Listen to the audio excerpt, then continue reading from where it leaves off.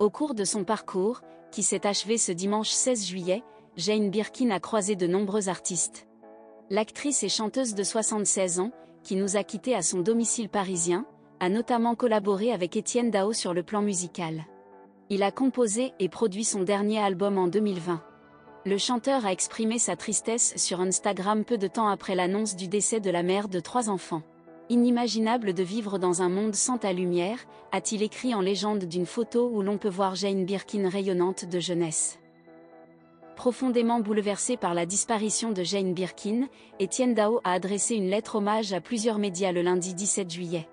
Le célèbre artiste de 67 ans a choisi de mettre en avant le talent, l'élégance, beauté libre et l'humour piquant, macabre et britannique de la chanteuse défunte, selon Le Parisien. La vie a fait que nous nous sommes rencontrés, aimés et que je suis rapidement devenu un ami de la famille. J'ai adoré ta voix unique, si haute perchée et singulière, ton écriture libre, poétique et audacieuse, tes engagements. Toujours sincères, toujours légères.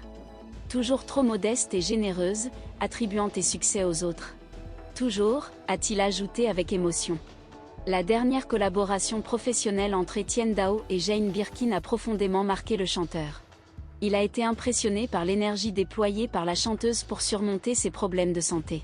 Défiant toutes les lois de la médecine, guerrière devant l'Éternel, tu as surmonté tes souffrances sans jamais te plaindre et avec le sourire. Remportant chaque soir des victoires triomphantes devant un public ému aux larmes.